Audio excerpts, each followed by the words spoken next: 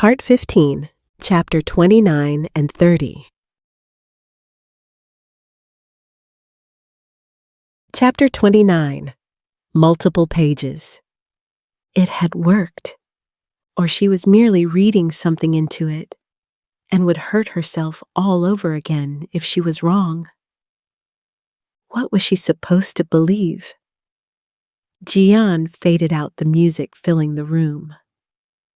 Automatically, the sound slipped into the background the longer she sat on the cushioned chair. Like an endless loop, the same thoughts buzzed through her head until she lost the battle against them.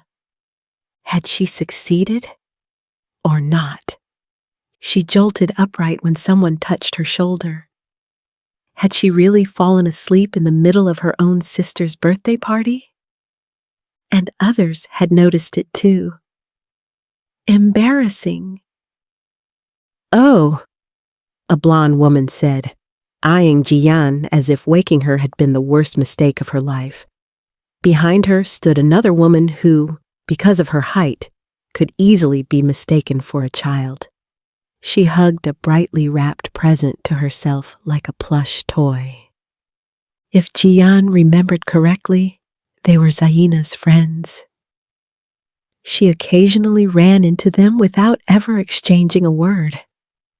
What did they want from her? "Sorry," the blonde said. "I don't want to bother you for long, but we can't find Zaina. Everyone's waiting for the birthday girl so we can start the celebration. I wanted to ask if you could look for her, since you probably know your way around here best. We just can't find her, and we're getting worried."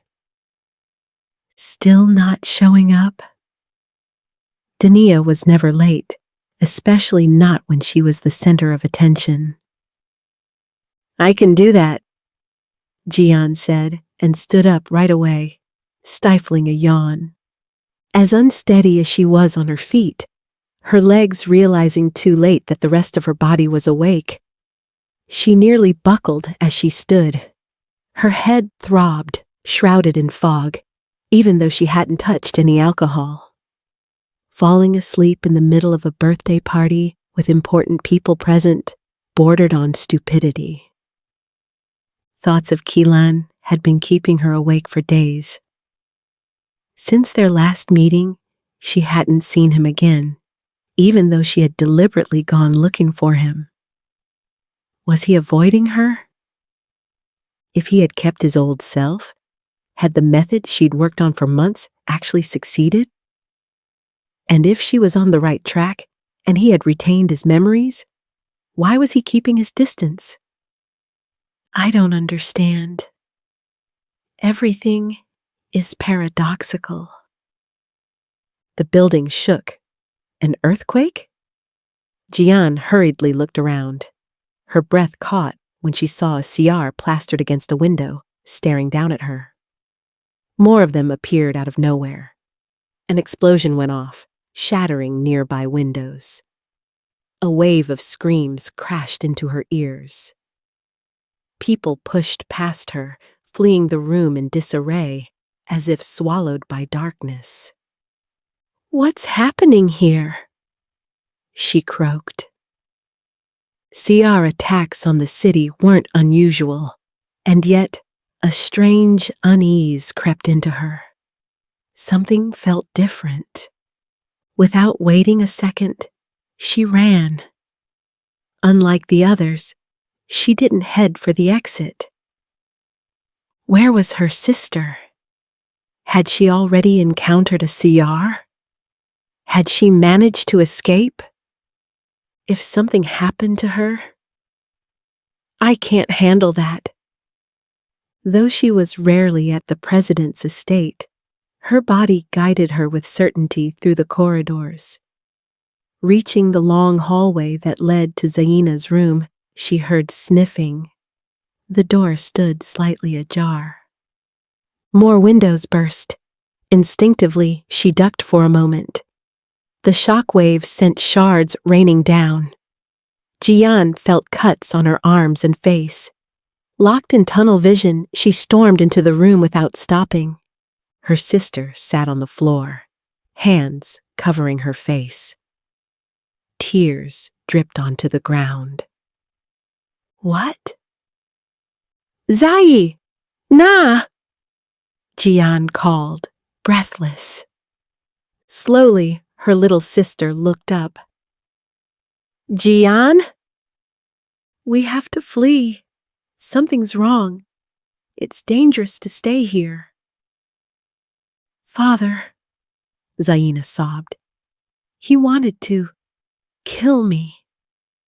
Jiyan froze. What? Had she misheard? It felt as if someone had dragged her unprepared into icy water. She flailed, unable to move forward. With that weapon over there! Zaina pointed diagonally beside her. It didn't take long for Jiyan to identify the black device as an electric shocker. No weapon was worse than that. The sight alone sent any Slivon into shock paralysis. But why would he do that? Jiyan whispered. You're his biological daughter. They didn't meet often, but Jiyan would never have believed the president capable of something like this. What had gotten into him? He wanted to take her sister away, his own flesh and blood. There's a lot you don't know, Zaina said, her sobbing unrelenting. He's insane, Jiyan. Has been for a long time. He forbade me from telling you. For years I kept silent, but I can't anymore. What are you talking about? You're confused. That's understandable. We need to get somewhere safe first. He killed our mother. Do you understand? Zaina interrupted. He used her as an experiment, in the basement, for years. She didn't flee the city back then? Jiyan asked. Not like you told me all those years? That she and her other husband ran away when the humans in them awakened? Zaina shook her head, eyes lowered. I'm sorry. I was forced to tell you that lie. Otherwise, he would have tried to kill me even back then. Now he wants me gone for good. Maybe I should grant him that wish. Her gaze drifted to the shocker, studying it intently. Despite the sickening feeling the weapon gave her, Jiyan grabbed the black device. The glove she wore, fabric that didn't conduct electricity, gave her the courage to keep it. Slivons couldn't commit suicide. She knew that. Everyone did. Still, she didn't want anything dangerous near Zaina. One bang after another echoed, making them tremble. How much time did they have left? I know it's hard to collect yourself right now, Zaina, but we need to flee immediately. The CRs are. He'll kill me, and you. That's certain. Zaina cut in, staring at the floor with wide eyes. We're safe nowhere. We're going to die. Jiyan, you have to go to him. He's in the basement. You have to stop him. Is she even listening to me?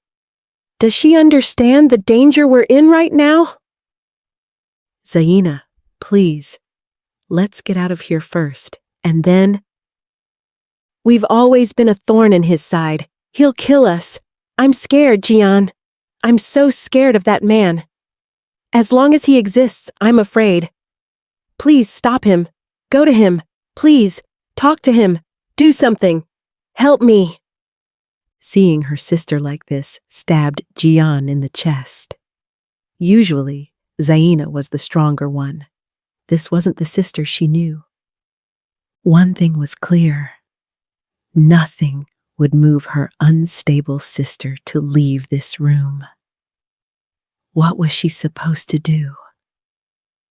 There was no other choice than to leave her here and hope nothing happened in the meantime. Perhaps she was safest here.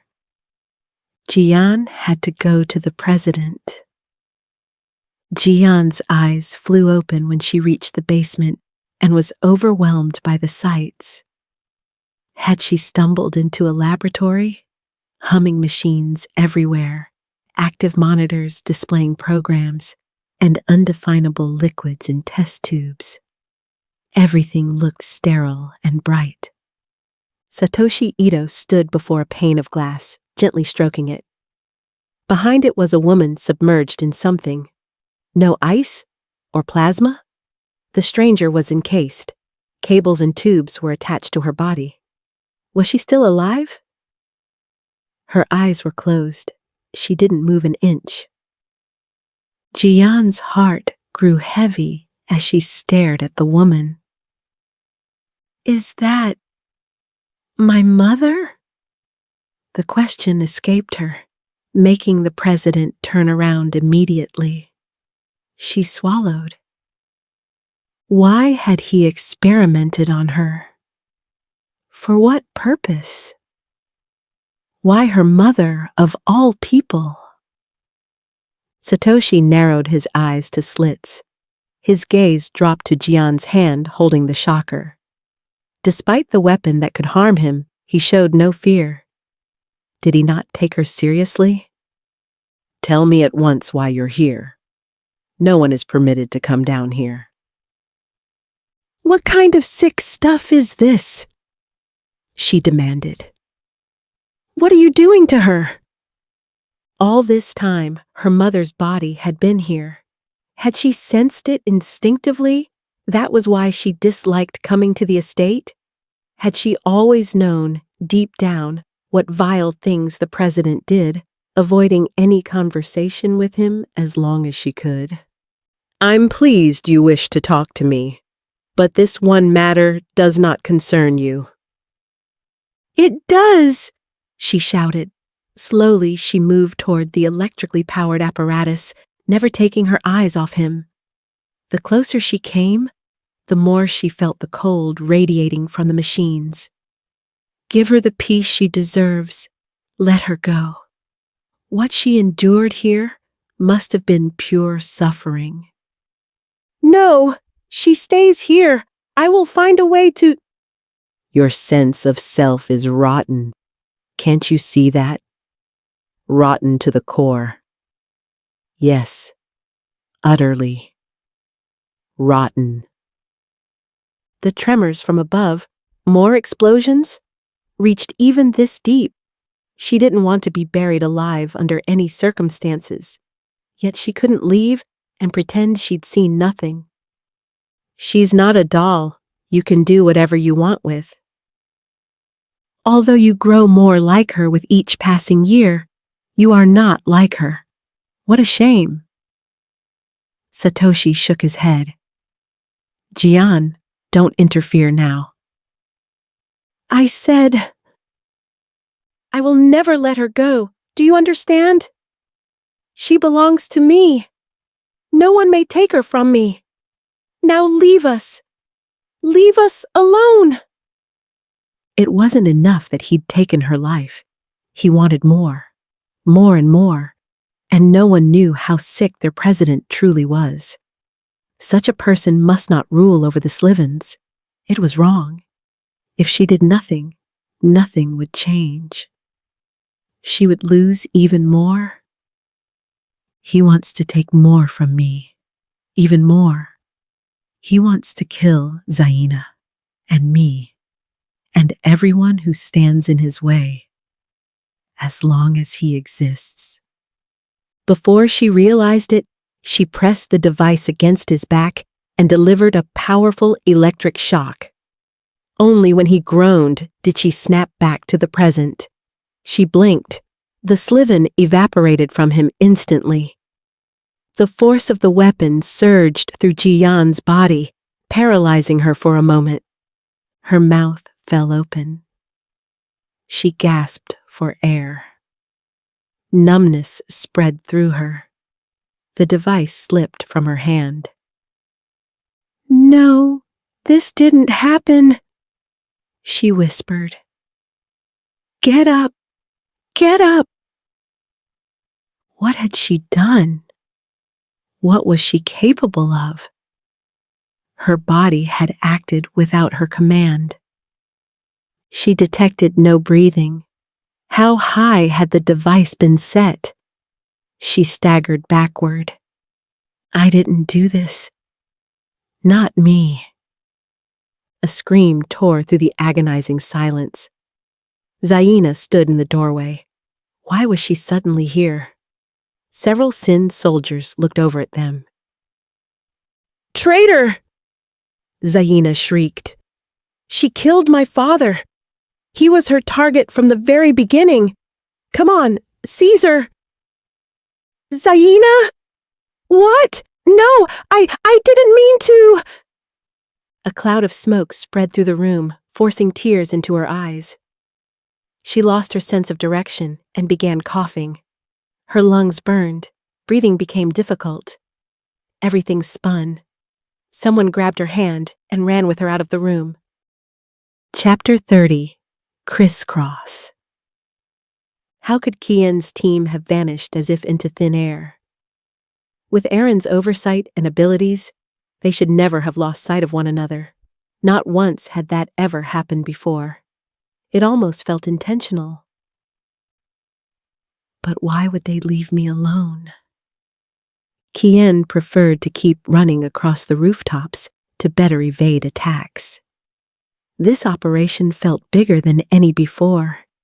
The number of CRs chosen for it was far from normal. What are you really planning, Sidar? Why didn't you let me in on your plans? The question was, how many knew the details? Most likely, the majority of the CRs were simply following orders without knowing what they were actually working toward.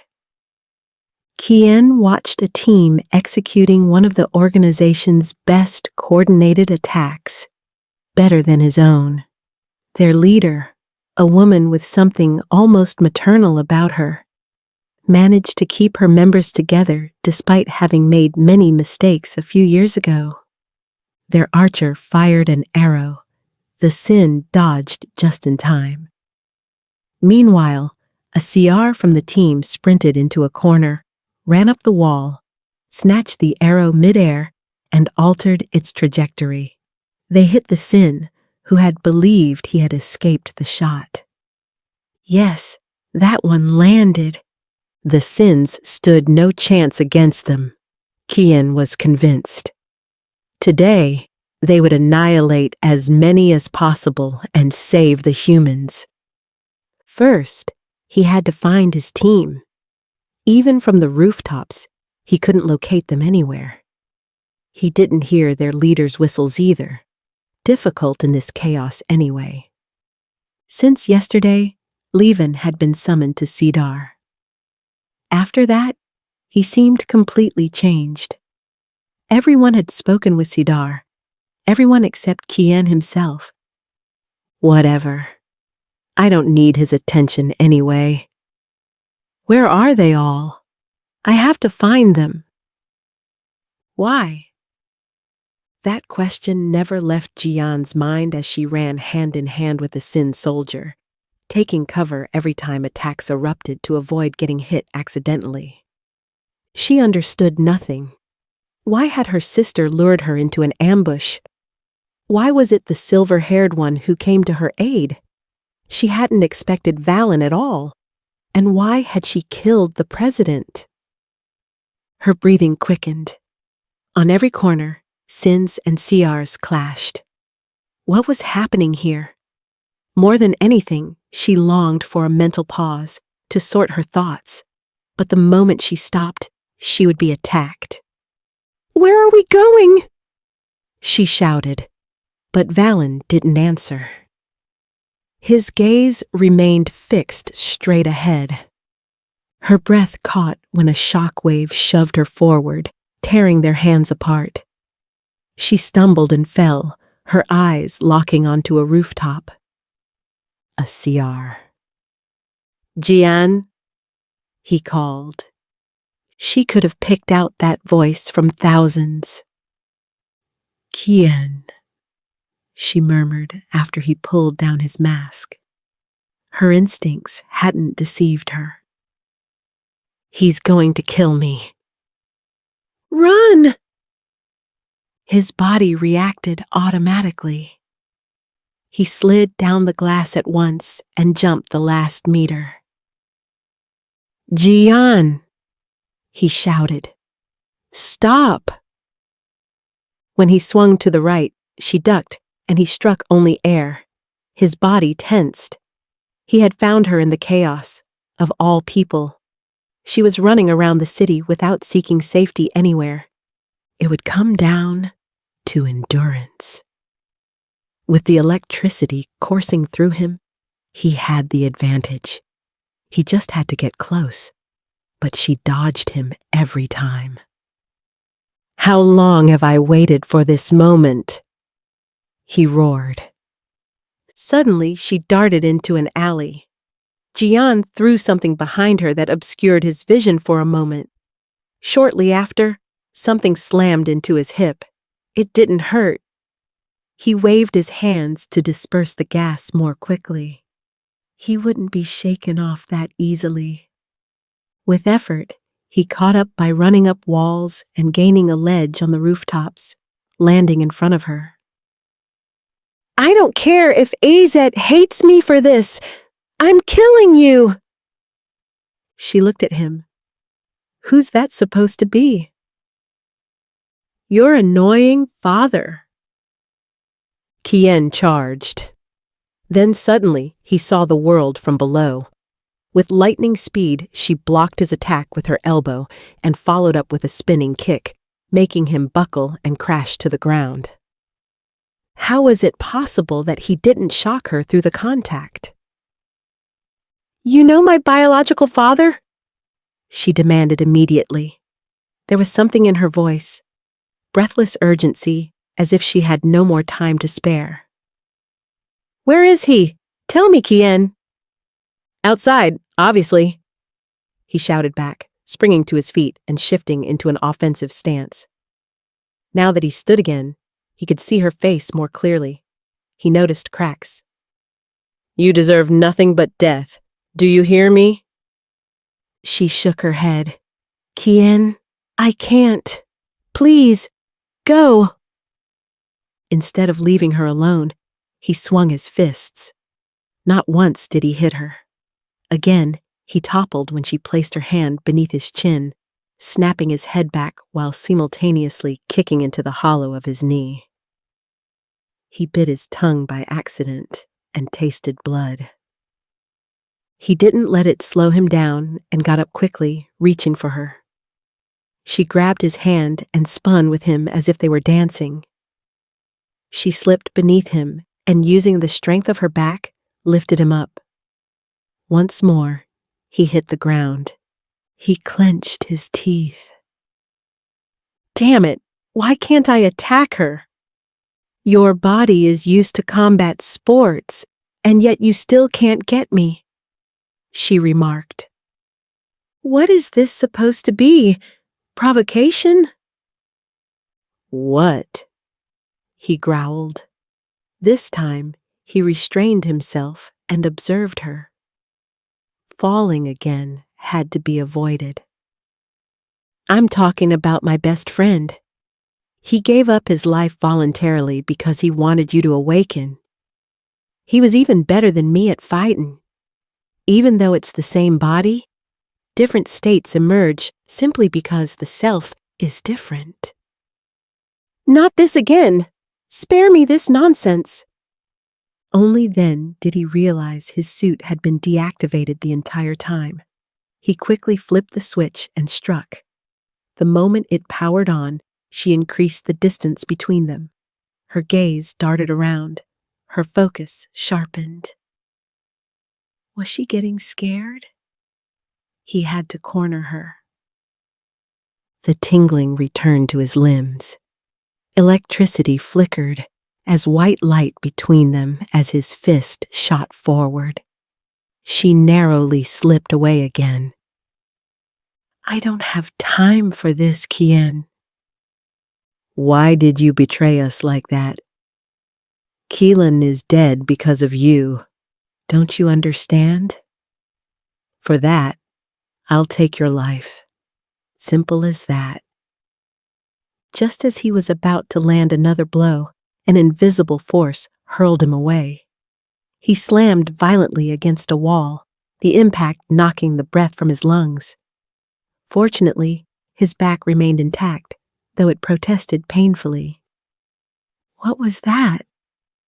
A Sin soldier approached them. Yumi? He heard Jiyan call out. Is that you?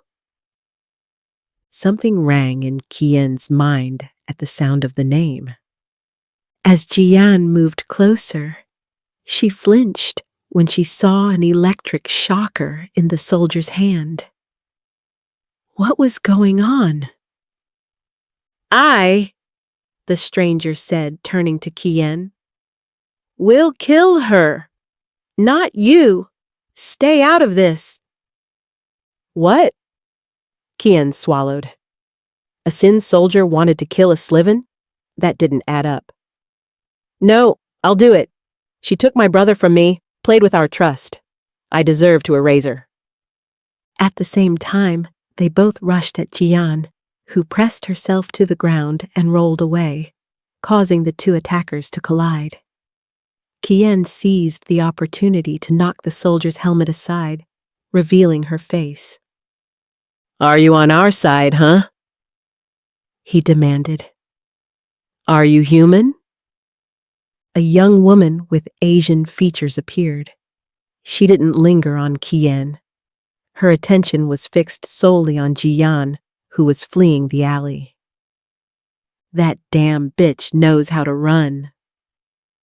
Chasing after them, Kian saw Yumi fire powder from her gauntlet at Jiyan, then use her magnetic abilities to pull her back, as if holding an invisible rope connecting them.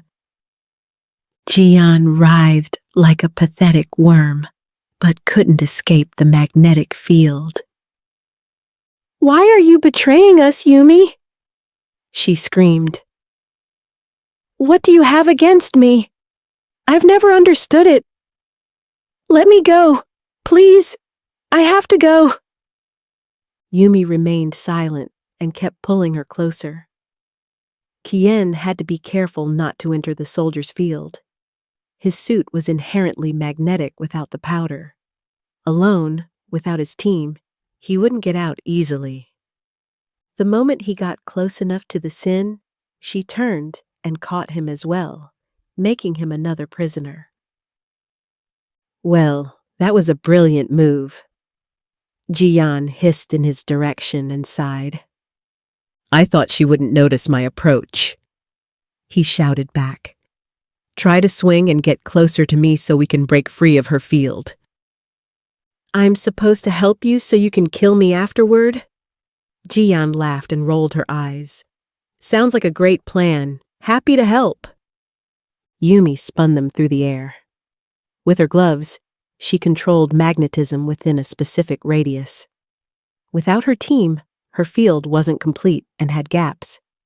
Somehow, he had to pull the gloves off her hands to strip her of her power, or get out of her line of fire to regain his freedom. Watch and learn, Jiyan told him. Plants are stronger than you think. Something green crawled out of the concrete below. Within seconds, it spread beneath Yumi's feet. Part of it wrapped around her legs and clung to her. When had Jiyan planted the seeds there? What kind of seeds grew in such an unnatural way? Genetically modified? Yumi tore the greenery away like leeches clinging to her. The magnetic field collapsed abruptly when she lowered her hands and tried to free herself. Jiyan and Kian dropped.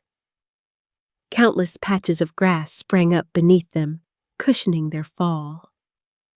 Not that easily, Yumi shouted, ripping the last tufts from her body and tossing them aside like trash. Can we postpone this? Jiyan asked. My chance. Now. Kilan exploited the women's momentary distraction and moved closer to Jiyan. Before anyone could react, he delivered an electric shock from behind, directly to the back of her head, unprotected by clothing. She screamed in agony. The Slivon tore free of her. Her first birthmark formed on her neck. The human within her awakened. Finally. I did it, Kilan. Kilan exhaled, trembling. That's not enough. She has to die completely, Yumi shouted. She threw away the shocker and pulled out a pocket knife, rushing toward Jiyan. Kilan stopped her by stepping in front of Jiyan, arms spread wide. Hey, that's not necessary. She's human now. Look. He turned to Jiyan, who stared down at herself with wide eyes. The Slivon evaporated on the ground like water under the blazing sun. Why? Jiyan whispered, staring at the dissipating Slivon. Then she looked at Kilan, trembling as well. Why am I still me? What? His mouth fell open. Get out of my way! Yumi snarled, shoving him aside. Only when everyone in this family is completely wiped out will I find peace. Yumi broke off her attack when Aaron suddenly landed between them. Kian's heart lifted at the sight of a familiar face, and he managed to shake off his paralysis somewhat, though it struck him as strange that Aaron was acting so aggressively and showing his face. Leader. Why? The words slipped from his lips. He couldn't manage more. Yumi, please return, Aaron said, his voice devoid of emotion. I see, Yumi replied, turning her head toward Kilan. So you're my replacement. What? Kilan clenched his fist. I'm not anyone's replacement. Got it? Kilan, go, Aaron ordered. But, go! I'll handle this! Kilan swallowed. When he noticed another Sin soldier apparently coming to Yumi's aid, he hesitated. After a brief moment of thought, he nodded. He wanted to focus on Jiyan anyway. His mouth opened again. She was gone. He searched frantically. By the Slivons in the sky plunging down to find new hosts, Kilan quickly realized where Jiyan was. A silver-haired soldier was running away hand in hand with her. When Kilan followed, the soldier, now clearly Valen, threw a smoke bomb in his direction.